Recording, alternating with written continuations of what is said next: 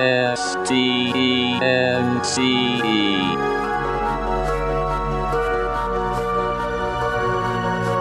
a world filled with conflict, in a universe comprised of differences, there's one thing that absolutely everything shares in common. We all exist. Including two guys named Jack and Michael, who like to chat about that very thing over a good cup of coffee. Let's pay them a visit, shall we? Existence Brewing.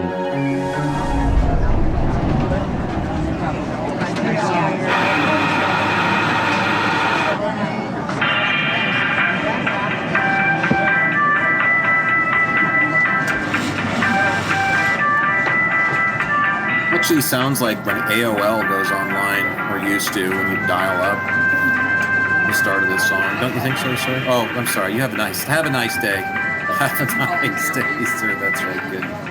Didn't realize those were false. You're talking? Who were you just talking to? That man had a very fun mullet. My doctor said if no one talks to you throughout the day, practice talking to yourself. That's good. Self-talk. Yeah, it was prophetic. Most of the good stuff I get from him comes off of fortune cookies. Oh, I figured that out. Oh, yeah. I see. I wish I made $800 an hour for interpreting a strip of paper that was, like 1x3 out of a tea cookie, but no such luck. My favorite is the lucky numbers that you get on the back. Oh, I've played those before in the lottery. Never won a damn thing. It's a bogus cookie. Mm-hmm. So, yeah. I don't play the lottery too often, though, because I always feel like God is kind of looking at me and going, oh, you have all this and you want that too? You little prick. Isn't that the truth? Yeah, I know. So we're going to make history on EB today. I saw it. Yeah, your girlfriend's here. She is, and we're going to talk to her about something that you wanted to talk to her about. This was your hatching. That's right. She shares something in common with a man that we've been talking about on the podcast a few times, right? Like an animal from the zoo. She's guy. So nasty. Look at it. Orange skin, balding, but hides it well. Apparently runs some country that's really being run into the ground quickly by its stupefied, zombified population. That's right. So I don't even know how this came up on a topic. I was trying to think of a way that we could transition into this segment. But I think it was like after one of our shows and we were talking off mic and we were talking about astrological charts, and somehow it was like, I wonder what her compatibility is with Donald Trump. Oh, that's right. That's his name. That's right. Donald Trump. Yeah. I always think crumpet, something like that. And then it finally comes to me. That's it. Donald Trump, that guy. Yeah, him. All a synastry chart is you take two astrological charts and smush them together to determine compatibility. And it's based on different levels. And she can explain that more as we go into it. Oh, hey. She's here. Hey, Jack's girlfriend. Yeah. Hello, my girlfriend. Hey, how's it going? So that's her sexy voice. That's her sexy voice she's using there. I'll just leave you two alone. What are you guys drinking today, by the way? I'm drinking a lavender matcha something. Oh, okay. I saw that on the menu. That looked pretty good.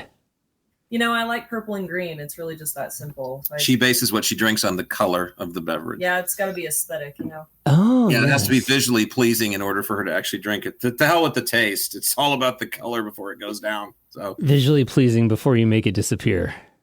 Yeah. She's all about green and purple. So I have this Alienware laptop where you can dedicate different colors of keys, and I make all these crazy keyboard like setups, and she wants one that's hers. It's green and purple. I got to make it still. So okay, there's going to be consequences if not. That was also her sexy voice. Oh, Randy. So you were talking about a compatibility chart, and we were talking about astrological charts, and it's like a mashup to try and see how the two people would essentially coexist And is this like something that someone would do in a romantic sense? Yeah, in fact, I think that's what it's most commonly used for. So when I first discovered synastry charts, I was in high school, and of course, everybody's all, the hormones are flowing, and they all want to know how compatible they are with their respective crushes. And so synastry was kind of my party trick. So Okay. So now, how would you like to explain how you and the Donald are more compatible than you and Jack? First of all, I was horrified. So for just what it's I think first we need to say that our synastry is off the charts phenomenal. It is. It's like I have done so many charts, so many synastry charts, and the compatibility was stellar. And the claim is that she waited until after finding out, like until we started going out. Yeah, like she didn't do this in advance. Even though she knew when my birthday was, she didn't, do this beforehand, which I salute her for, because, most women are not going to be able to. If they know synastry, they can't help themselves, right? They want to know, like right now. But there's a bunch of key factors, key points in synastry. Yes. And so we scored like what, 25 or something? 25. Yes. Which is a lot. It is, because the biggest things that factor into what's considered good synastry is how many favorable aspects there are. So the ratio of favorable aspects to unfavorable aspects is huge when determining the synastry score, so to speak. So the Donald does not trump our synastry. He comes too short, but it's very high at 23. Yes, and I was disgusted.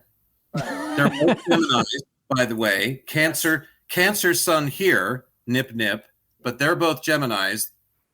This Trump fellow you keep talking about, and then my girlfriend, whose name we may actually forget after the show today. I'm going to get in trouble. I've already forgotten. So yeah, that's what happens when the mic goes on and the tape rolls. Everybody just kind of, it's a magical world of podcasting. So when we're talking about this chart and we're looking at how these two people are compatible, I would say that you guys, from what I've witnessed, are definitely very, very compatible people. Your personalities complement each other.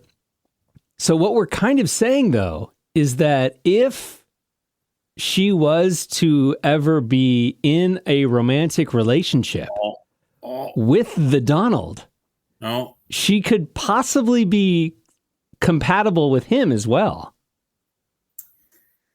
Well, thankfully, I'm a little too plain. I'm not his type, so... So Jack secretly might actually be the Donald. So, there's just a lot of positive aspects, or there's in positive, negative. Those are words that I don't like to bring up when doing astrology. There's just a lot of progressive or favorable aspects. Just because they're challenging doesn't mean that you won't get something out of it. So I think that's what people need to realize and recognize if they're doing synastry charts or if they're looking at compatibility astrologically, is if you score an 8, you might throw in the towel and say, gosh, but I really like them. Well, that's good, because you need to base it on the raw emotions that you're feeling, the raw feelings that you're feeling.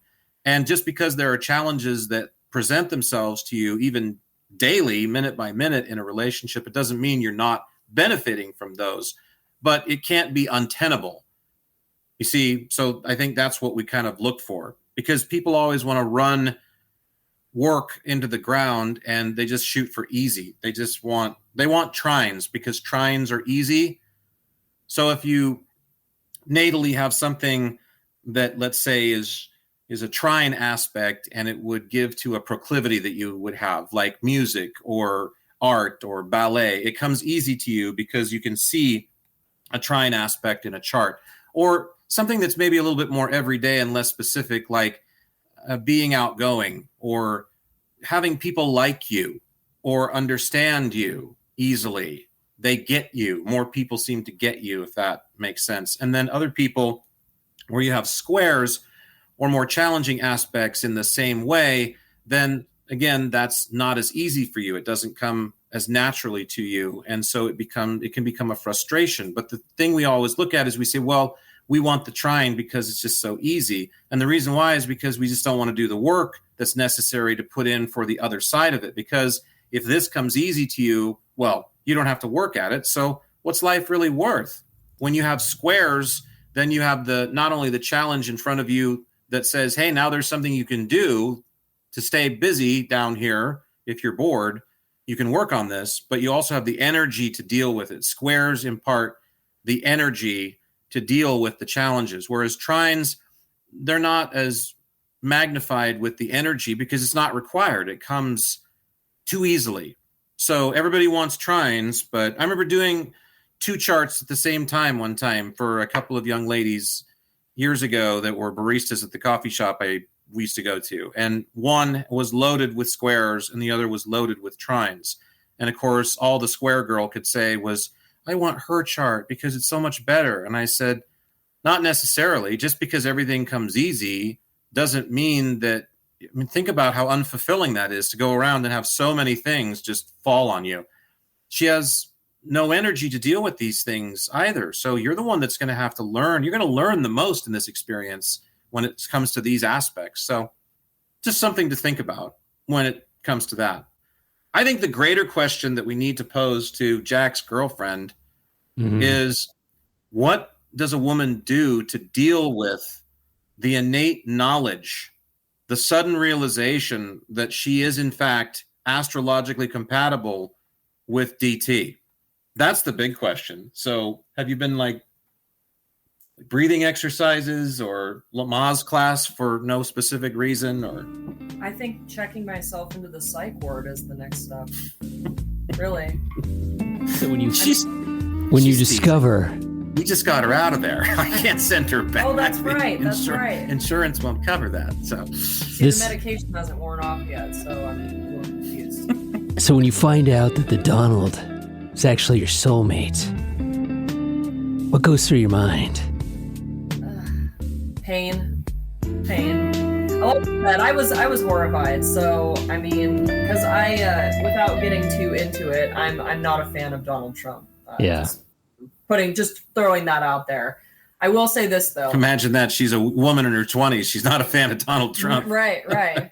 Well, and I will say this. Donald is a Gemini, and the one thing aside from that we have in common is that it's very Gemini culture to just say random shit, and then when asked to elaborate, you just go no, because I do that too. He doesn't elaborate on anything, and really neither do I. So we do have that in common, I guess. So similarities, essentially, it's looking at similarities, and I know there's a lot of depth to it, but it's really trying to say, okay, how similar are these two people? And so when you watch, say, Donald Trump on some news channel or whatever, you may be thinking to yourself, this could be a thing. I mean, like I said, he can kind of be a messy bitch, and so can I, so I guess there is that. But he likes to gossip, and he's kind of a hater, and I can kind of relate to that personally, but other than that, I think that's where the similarities kind of end. Because, I don't know the man personally. Obviously, I've never met him, and hopefully I never do, but... And even though everything in astrology is literally written in the stars, it doesn't necessarily translate into anything. That's right. You have to remember that the actualizing of energy is different than it's kind of like a Ford Pinto. In the blueprint, it looks like it would run great, but the thing will blow up if a thimble falls on the back bumper too hard. So it's kind of the same thing. Just because you're looking at something that on paper would suggest, well, this is slam dunk, a home run, make your sports metaphor for, not necessarily, because there is a real world application. But it also wouldn't surprise me that if we took Donnie's little soul and stuffed it into something that was a little bit more calibrated towards my girlfriend's tastes, that there might not be something there, but he sort of ruined the ship already. So, and I also came in 2 points higher. I will remind you. Okay. So yeah, Jack did beat out the Donald. That's where I would have been upset, because then then the Maury Povich question swings to me, and it's not what does a woman do when she finds out she's astrologically compatible with Donald Trump. It's a woman who finds out she's compatible with Donald Trump do when he rates better than they do. And it's like, oh my God, like that's, that couldn't happen. Jack is not compatible. The final score of this one was 25-23. I scored a safety at the, that's right. In the last minutes of the last quarter and won. So there you go. Yes. Well, and it was insane because, again, I've ran a lot of synastry charts in my life, and most of the time they don't even breach 20.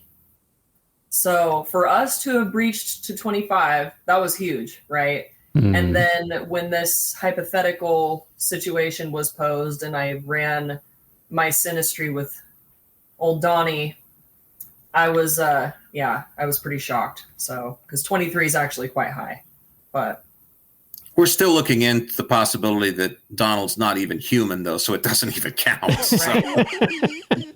There you go. There may not even be a soul in there. So Elon Musk, however, that's a slam dunk. He's not a human being, but Donald, I don't know. So before we excuse Jack's girlfriend, she has to give. She has one of the best interpretations in general, best general interpretations of Musk that I've really heard yet. So yeah, let's hear it. Say he is? Oh, he's a fucking reptilian. But what do you say about him, about the suit? Like, oh yes, so he is like some kind of creature that has obtained a human suit, and it fits very poorly, and he's like watched YouTube videos on how to act like a normal human being, and he's failing miserably at it. It's kind of like the scene in Men in Black when that guy like stretches his face.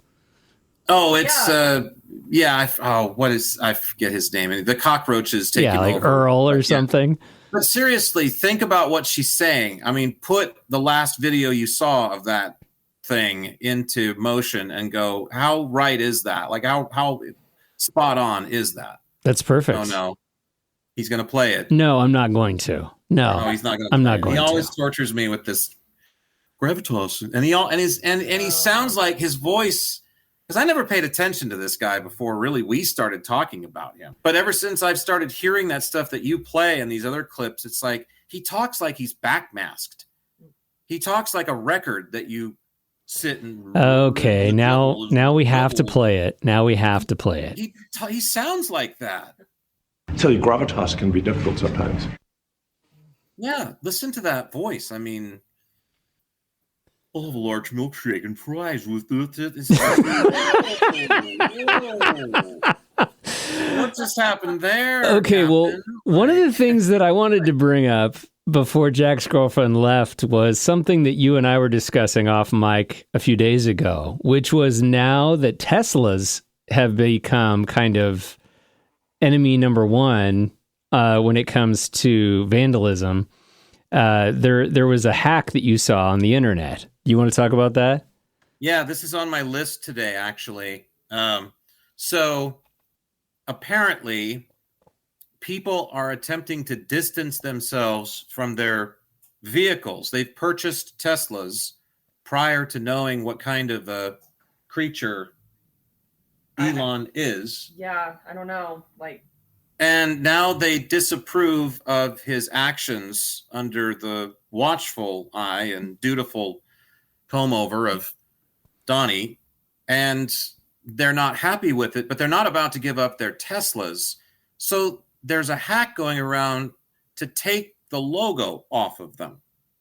And just like I was asking you, like any sane person would, well, just because you take the logo off of a Ferrari or a Mercedes Benz doesn't mean it's not completely fucking identifiable as either one. I mean, right. So I don't get the whole taking the logo off and suddenly, look, it's not a Tesla anymore. It's like, yes, it is. And I might remind you that Mr. Musk is profiting from the payments that you're making. So the best thing to do if you want to distance yourself from anybody like that is not to support whatever supports them. So you need to ditch the fucking thing. You need to trade it in for something that's slightly less egregious by brand, whoever owns the company, because you're never going to win that one. Like, good luck.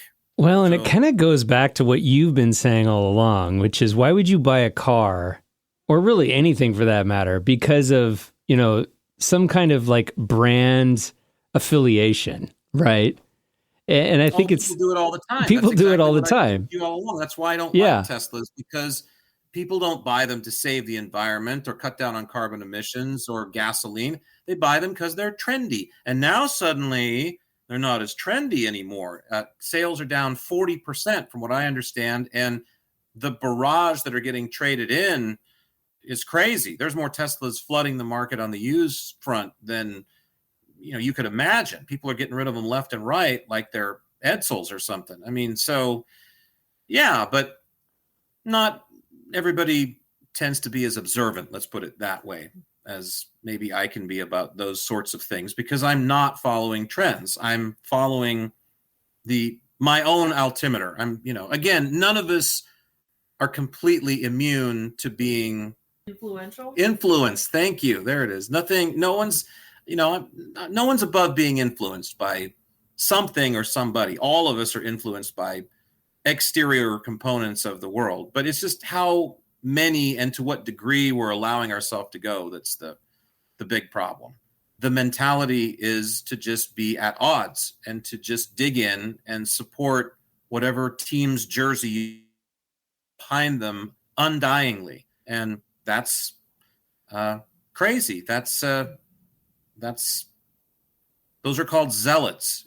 Those are called people who will do things even though they live in a state of denial because they want to stand behind, in this case, someone so steadfastly that they're not willing to give up the cause, even when that person makes overtures that are completely irrational, unreasonable. But I think the big trick with this one is it's going to start encroaching on people's personal well-being. And that's where we could run into some problem. That's where these folks could run into some problem, because there's a lot of folks who voted for this Trump guy. And, I'm convinced that he could, march anybody out into the street that he wants to and dig a hole and throw them in it in front of the world. They don't care. The empathy has been completely effaced from them anyway. So he can do all that, and it's never going to make a bit of difference.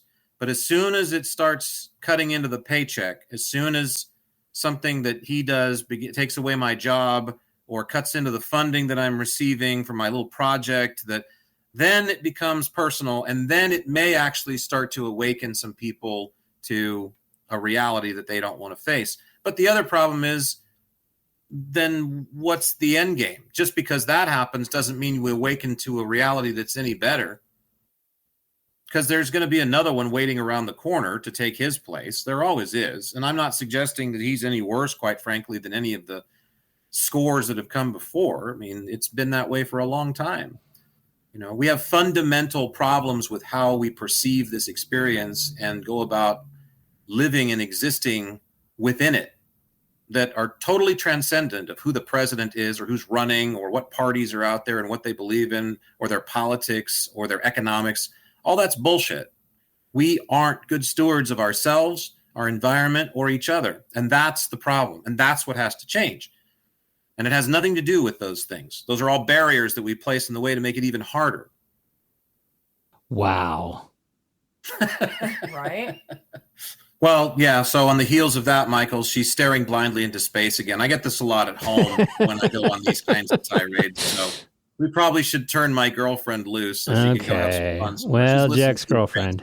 It was so nice to have you hang out with us for a little bit. Oh, well, thank you for having me. It was a pleasure. Yeah, stop by again, sweet sugar lumps. I will. I always have something to say, so.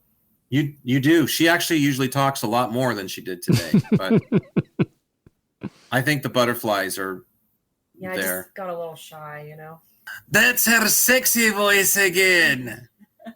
Shy one. Well, I'll leave you guys to it. Thanks for coming in. We'll see you later. Thanks for having me. We'll have you back again. Okay. I'll be home to make dinner soon. Okay, thanks. I was hoping you would say that. I'm sure she was. I make how much of the food do I cook? 95%? I'd say about 98%. 98%. There you go. See, Jack Hansen's not that bad a guy after all. He cooks 98% of the meals we eat. What a guy. What a guy. There she goes. Remember that show, Mr. Rogers? Of course. Like when Mr. McFeely would come by, the mailman, and Speedy Delivery. Speedy Delivery. Hey, you got another letter. Delivery. My mother used to love Speedy Delivery. She called the UPS man Speedy Delivery, and he hated it. UPS man used to come to our house all the time when I was a kid because my father had a home business. And so we were constantly getting packages and overnight things for clients. And every time he'd show up, my mother would say, "Oh, Speedy Delivery." Oh, he hated it. Absolutely just seethed over my mother doing that. It was hilarious. My favorite in that whole show was the little trolley that he had on like the buttons. I thought that was the coolest thing ever, where he would land like of make believe is control. Yeah, he would control the trolley with those little buttons on the side there.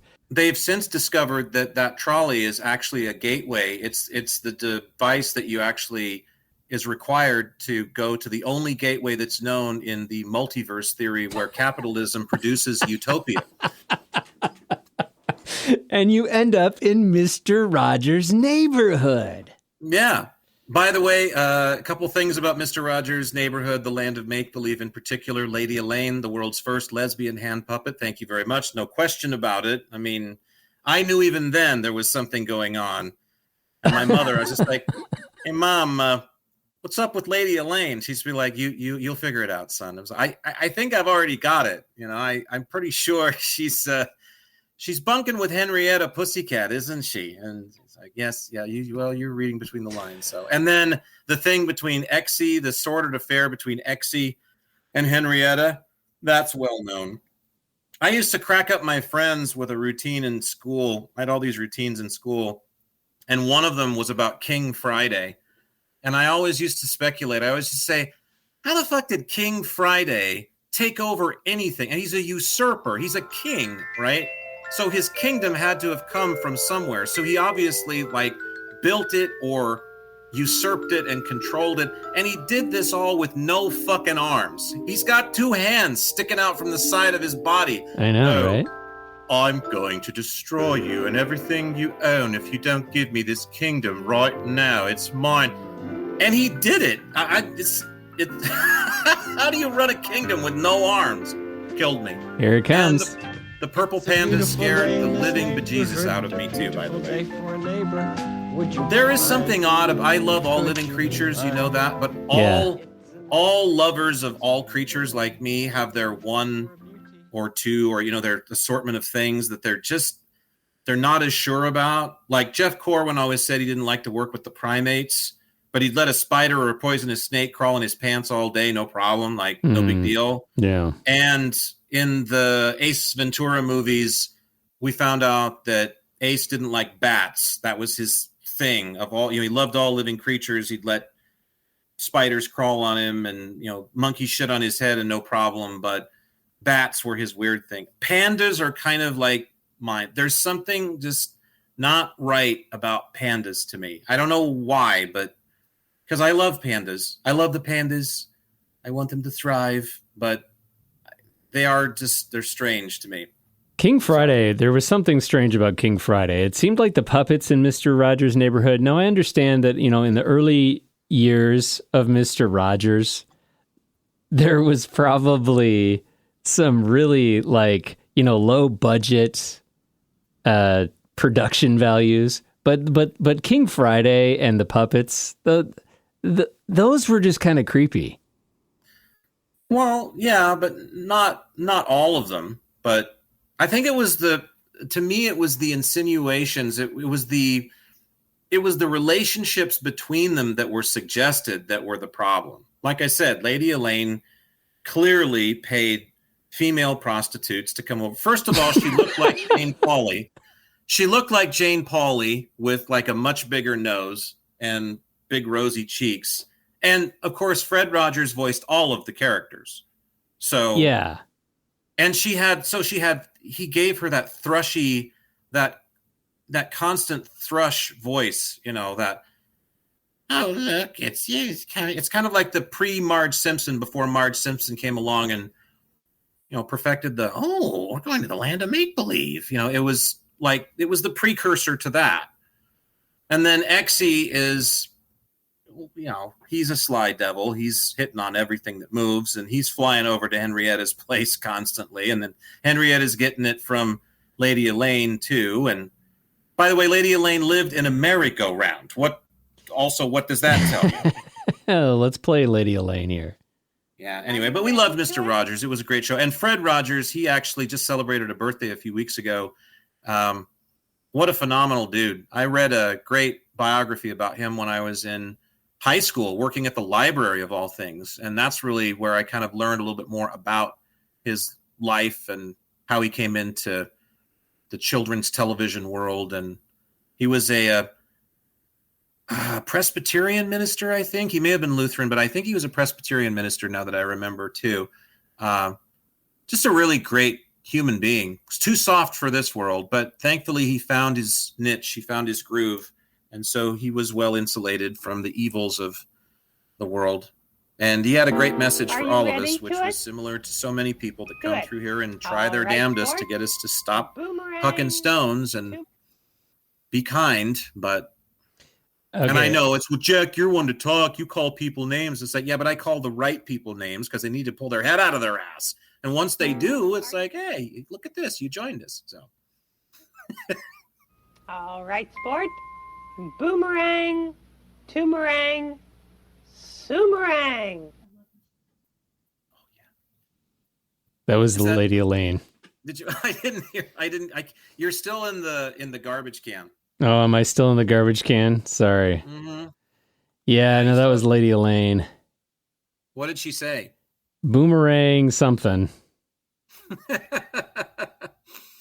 Boomerang something. She was calling the market, putting her in her order. Yeah, right. Distro's market. Oh, Lady Elaine, nice to hear from you. What can I get you today, madam? Will you be able to carry the bag home with your very large and generous nose? And her hands, right? She can't really carry much with her hands. Well, all of the characters had just hands stapled to their sides. Exy had those true. blade-shaped wings. He was a beautiful shade of blue, by the way, Exy. I always liked Exy. Of course, you got to respect any man who lives in a tree. He's an owl, so I guess it stands to reason, but still. Yeah, we loved the land of make-believe. It was good stuff. Fred Rogers did us good with that, for sure. So it's funny how we jump into things like Mr. Rogers after we just started talking about the compatibility of your girlfriend and Donald Trump. Brewing's all about. It's digression, because that's kind of how our minds work these days anyway, right?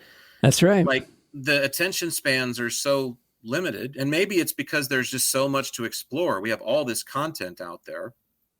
Well, and I think that was one of the things, and as annoying as it might be to some people who listen to the podcast regularly, that's one of the things that we like to bring into this is the world of contributors and just the spice of life that we live with on a daily basis, right?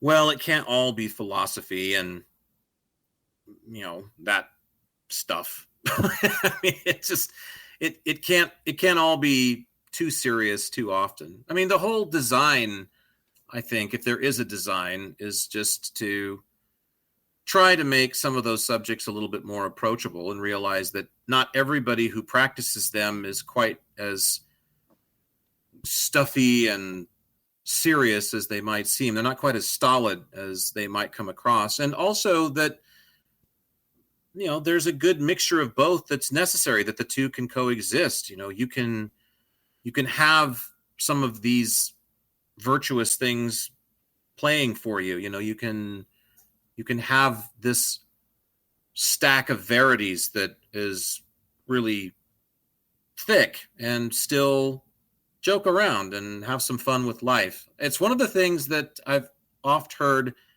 about ET experiencers, that the life forms that visit us, except for the Greys, they don't seem to have much of a sense of humor, but that many of them do, that there's a playfulness to them, and that comes with the wisdom of just existing as something for as long as they have a realization that there's a certain joy attached to just being, and that should be expressed. And maybe we'll stop taking ourselves so fucking seriously one of these days, because that's become a huge problem. I don't want to write off any of the actual ills that are going on in the world as just something that should still be on Match Game 74. But at the same time, we take ourselves and each other way too seriously. And it's gotten us into a funk. We can't have any fun anymore. That's why Saturday Night Live's not funny. That and the people on it just aren't as talented at comedians, I don't think, as they used to be. But I don't think we're producing people that are like that as much anymore because they're too afraid. They're held back. They're reserved by these things. So anyway, humor has gotten me through a lot of very difficult times in my world. It's always been central to my world, and laughter's good. What can I say? And I'm sure psychologists might disagree with that and say, well, Jack's hiding behind laughter because it's all this pain that he needs to be flushing out on a couch somewhere and taking life more seriously. Fuck you. I got my own way of doing things, and it's worked just fine. Speaking of the couch, we were watching TV last night. My wife turned on the Jake Paul documentary. Have you seen that? No, I haven't. Oh my God. Jake Paul. All right, hold on. Oh, remember, man. I don't know who like half the people are that I should know. This is the guy who boxed Mike Tyson and is the YouTube influencer and just kind of like the phenom. Phenom at what? Beating people up? That's the thing. He's a vlogger. He's a boxer. His genres also include comedy. I mean, he was like one of the original influencers on YouTube. Oh, okay. Well, whatever. I'm never going to understand I want to beat someone else up. Even for playtime, even for like pugilism, I don't get it. I certainly don't understand ultimate fighting. That's one of the big places other than being a complete corporate shill. Joe Rogan loses me. Jack. That's just the tip of the iceberg. I mean, this guy has been essentially kind of marked in pop culture as everything that's wrong with influencers. And I'm surprised that he's not on your list. We need to maybe... Oh, I'm sure he would be. We need to maybe have the producers show you some of Jake Paul's content. The producers. Yeah. When did they finally showed up? We ordered this months ago. The producers. We found it in the back of a comic book. You can still do this, by the way. It was there. Order it, a box of producers. And it was like, look at this, Michael. We can get a whole fucking box of producers. Here we are, lapdogs for each other, trying to friggin' do all this ourselves. We can get a whole box for $19.95 plus shipping and handling to, where'd this come out of? Laos or something? Yeah. Thailand? Is it kind of like the binder filled with women that Mitt Romney referred to? You remember that? That was the big kiss of death for Mitt Romney. I don't know that. We had a whole binder full of women. A binder full of women. We had a whole binder full of them. Look, no offense, but when your name is Mitt, I think that pretty much should do you in right away. We named our child after something that a baseball goes into at high speed. Like hi, I'm Mitt. Really? Catchers or first base? Or are you like one of the smaller ones they use in the infield? Like, what is Mitt? What is Mitt the nickname for? Sorry. What is Mitt the truncated version of Mittu? Mittolomew? I don't know. Matthias, right? Probably something like that. But that should be Matt then, right? It's funny how nicknames or just how names get, we were just talking about this with my kids a few days ago, how names get kind of like abbreviated. Yeah, I'm that guy. I'm the copy machine guy with everybody I know. If I like you, especially, I'm going to shorten your name. Like, that's one of the first things I'll do to endear myself to you is I'm going to shorten your name. Like, you could even be Bronco. And it's going to be like, hey, Bronkman, Bronkadursky, you know, that. I don't go that far with it, but I will shorten people's names, I guess, out of respect. To me, it's a respect thing. But sometimes you get shut down because there are people that you meet, and it's just like, hey, Jack, I'd like you to meet Stephanie, my beautiful, you know, bride to be. And it's just like, hey, Steph, it's nice to meet you.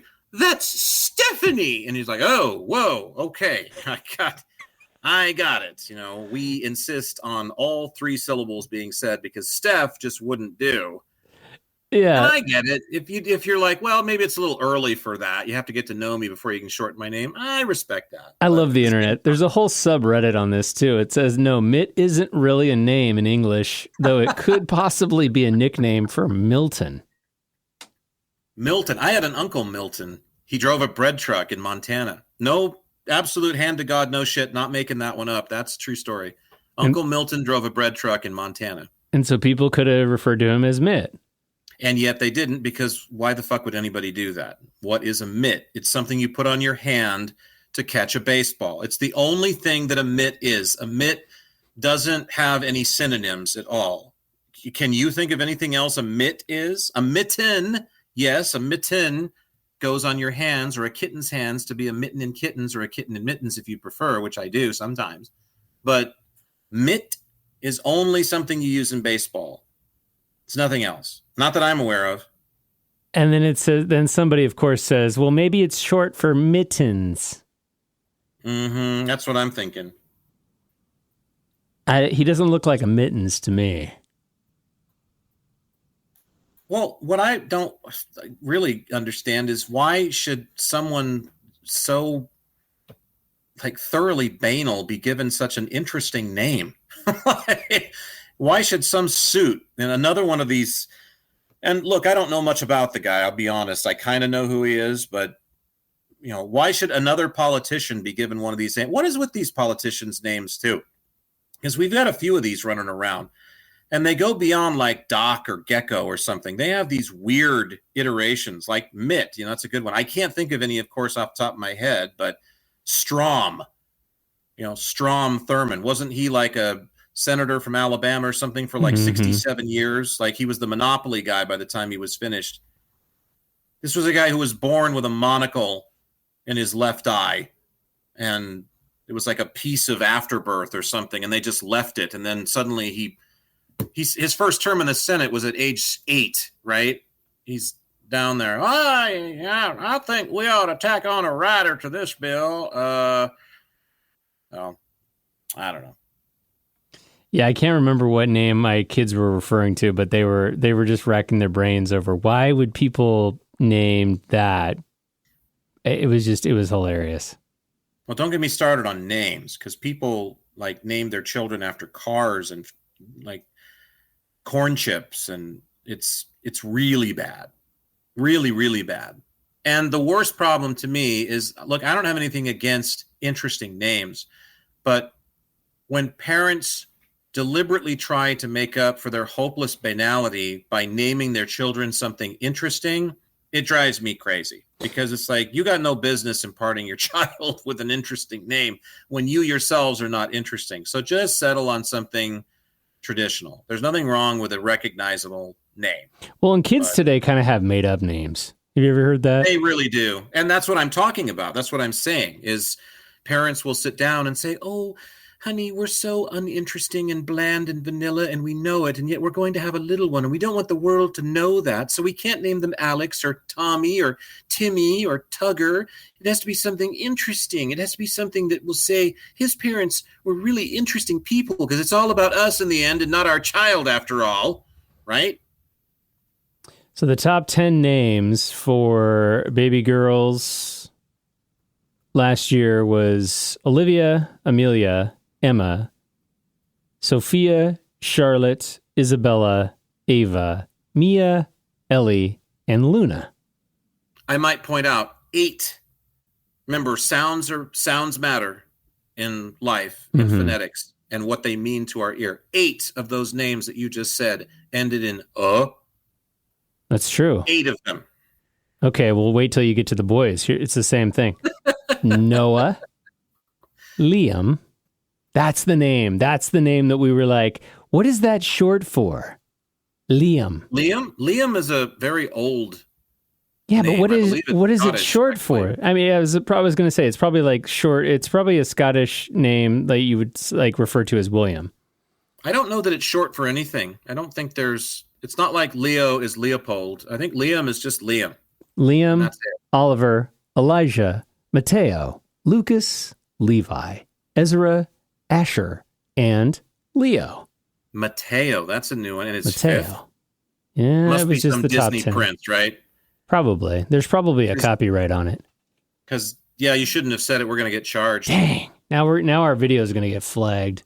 They're going to make anybody that has the name Elsa put a little TM trademark symbol or the registered with the R and circle out next to their name. The little Mickey Mouse ears. Someone else owns their fucking name, right? What is Liam short for? Leonardo.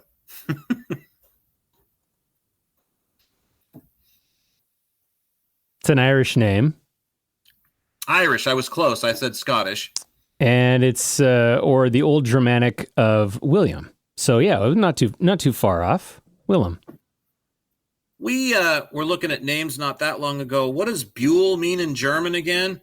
Buell, that's right. Because we've run across that a few times in our comings and goings. Buell.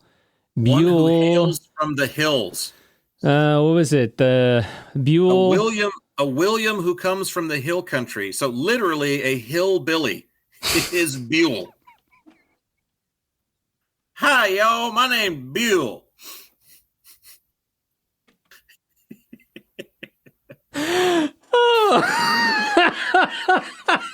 Oh, that's so precious. Wow, it's great to meet you, Buell. Those are some boots you have there.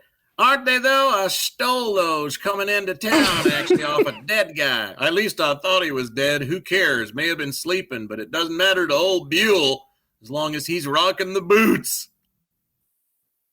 The name is believed to mean hill dweller or from the hill, suggesting a connection to a place or a dwelling on a hill. Hill dweller. I mean, it's just like you thought hillbilly was bad. Hill dweller. Like, that's like the politically correct way to say hillbilly. That's like, getting a job at ABC New York and going, okay, that I said hillbilly in the interview. What should I change that to, Scott? Change all hillbilly changes Scott to hill dweller. Tom, hill dweller. Oh, okay. I can never read that without laughing. So that way, when the anchor takes the air that night, it's 3 people are injured after a hill dweller from Fountain, Arkansas, was found with a loaded musket. It's like, oh, right, hill dwellers are back. Damn them.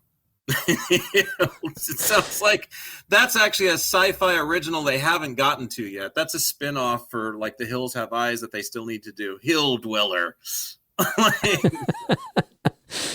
It'll just be called Buell. Yeah, that's what I would call it. Hurricane Buell is spinning off the Gulf of and it just keeps sitting there, like doesn't know what to do. I wonder if there's ever been a Hurricane Buell. I don't know. We should look that up. That one's mine. I get that one's on your category. Yeah, that one's on your category because you were a man of meteorological. No, it doesn't appear that there's ever been a Hurricane Buell. So we're waiting patiently for the day that we have a named storm in the Atlantic or Pacific, which is more rare, but excuse me, if somebody in the audience is responsible for naming hurricanes, we're putting in an order for a Buell. They've named them like 16 years in advance. Can you believe that? Those chopsticks at the Weather Service can't wait to just do a batch of names every year to even see what might be hot.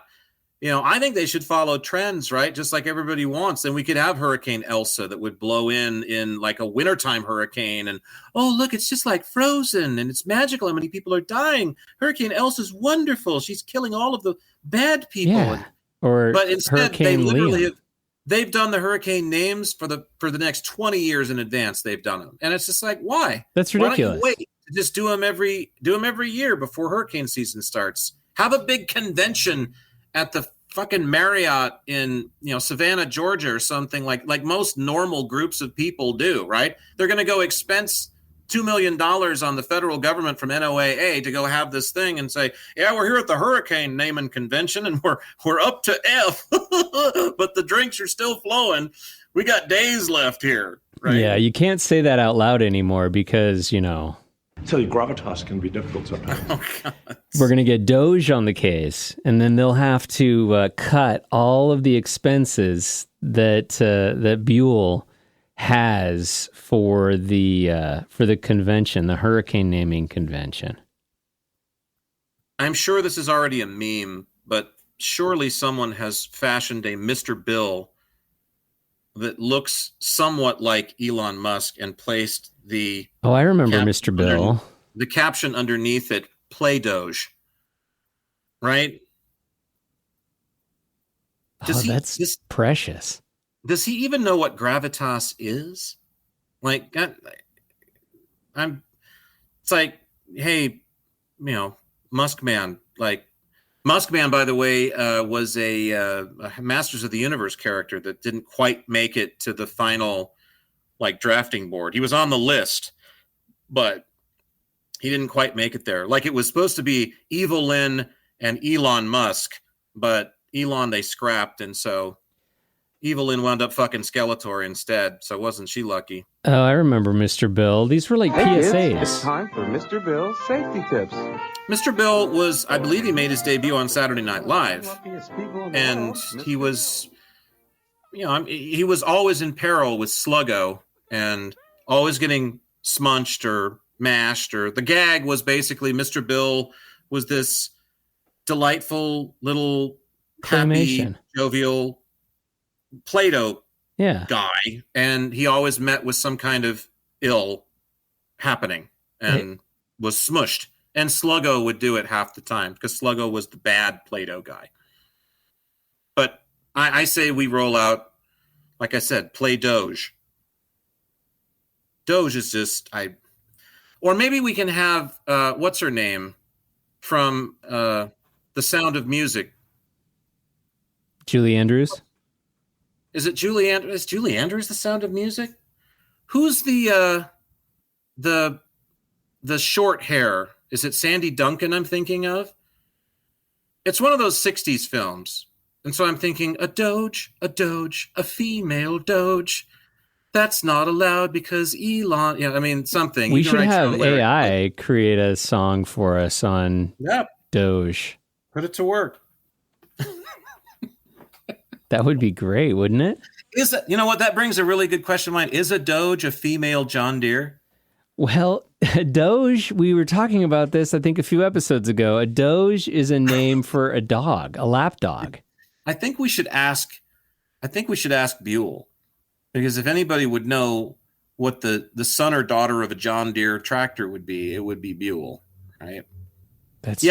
It's we did talk about this a few episodes back. Yeah, a Doge is slang for a small dog. Small dog. Well, there you go. I think we already explored most of the possibilities humorously for that one. Like a Shiba Inu is the example that they use. That would be Shiba Inu's not a small dog. Well, that's what Shiba they Inu's use. like a medium-sized dog. Yeah, but that like a Doge isn't like a Chihuahua. A Doge would be like a medium-sized dog, I guess. Oh, okay, I see. Of course, to any of the airlines, it would be an extra large sized dog that would require a tag and a baggage fee. So, well, and again, didn't anybody at the White House, when they were coming out with names for the latest department or whatever they were going to be rolling out, didn't somebody say, "Excuse me, a Doge is actually a lap dog. We might not want to say Doge." No, because no one knew. Either that or they all thought it was a great gag because they're all lap dogs just the same. Because, I mean, according to the interwebs, Doge has been around since 2013. So, I mean, this is something that, I mean, and my kids have been... The Department of Government Efficiency was just started. I thought it was a brand new thing. But the slang Doge... Well, the slang term Doge has been around. It's been around for 2 years? It's been around since 2013. That's not very long. Well, but no wonder still, I'd never heard it before. You'd think that, you know, Doge would have thought of Doge as a lapdog is probably not the thing that we want the American people to refer to when they type in Doge on the interwebs. Why am I hearing the response now from the other end of the table? It's not a lap dog that I'm after. It's a lap dance. In fact, I want one now. Get me a bucket of chicken and pull out all the breasts. I just want wings today. Wings, sir. Interesting. You know, the KFC is like his top, isn't it? We looked at that a few episodes ago. His favorite fast foods. Isn't KFC like the number one? Yes. Yeah. KFC, Burger King, and the Vienna KFC, finger. BK. Anything I don't actually have to say. I like it all in acronyms. It's very easy that way. It's how I remember all my girlfriend's phone numbers. 1, 2, 3. Oh, that's great. Yeah. Gosh, the times we live. Yeah, I mean, here's the thing, too. For all the seriousness that's behind it and everything, and, you know, people and jobs and, deportations and, oh, my God, you know, it's just, what else can we do besides just exhale for a minute and just, we're insane. Like, this is an insane experiment, and it's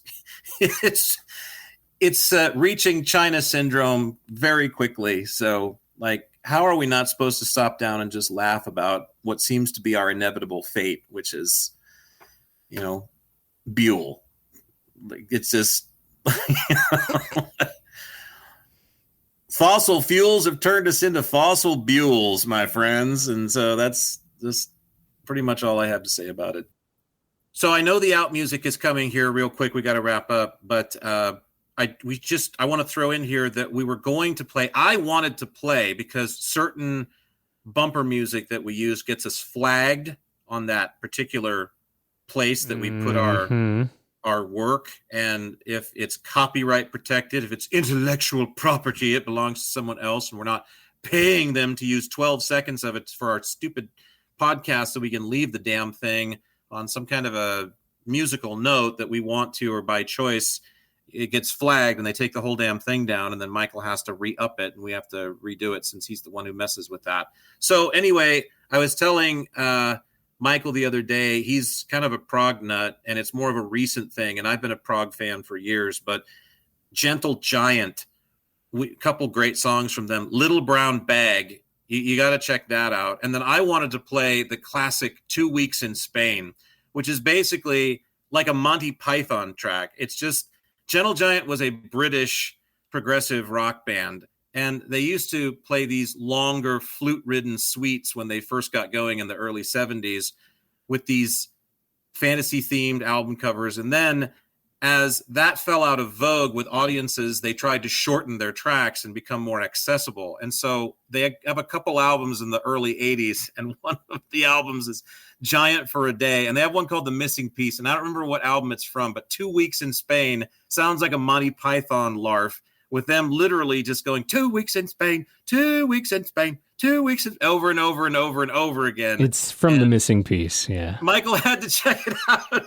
he said, but he won't let us play it because he thinks it's going to get flagged. It's going to get flagged. Just an asterisk next to this episode's out music that I wanted to play Gentle Giant's 2 Weeks in Spain to pay homage to their masterpiece that was. But instead, we're going to play something from an artist named Ron Collins that has an intro attached to it that I put on it from a certain movie with Chevy Chase. Real tomato ketchup, Eddie? Oh, nothing but the best.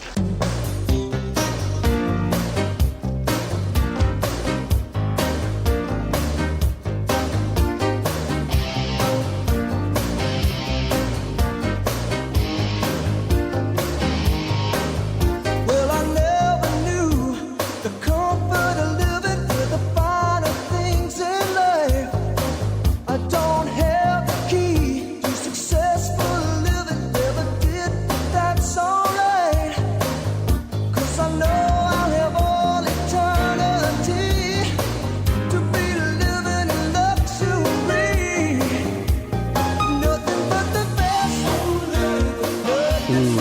I like it. It kind of gives me one of those Kenny Loggins vibes, doesn't it? Yeah, Ron Collins was a pretty cool guy. We like his AOR stylings from the 80s. Well, I like your stylings too, Jack. Same here. All right. So until the next time when we meet at Existence Brewing. Make sure we tip our waitress and all the fine people at this establishment. But not completely over. Till we meet again. Tell your girlfriend, too. Thanks for stopping by. It was nice seeing her. Oh, yes. Big thanks to my girlfriend for being on the show today. Jack's girlfriend. We beat your Sinistry score, you bastard. Yeah.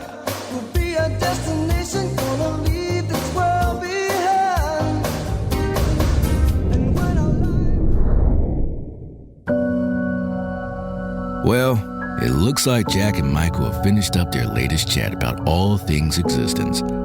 But if anything they said got your own Existence Brewing, be sure and catch their other talks at existencebrewing.com and drop them an email to share your thoughts using contact@existencebrewing.com. Existence Brewing.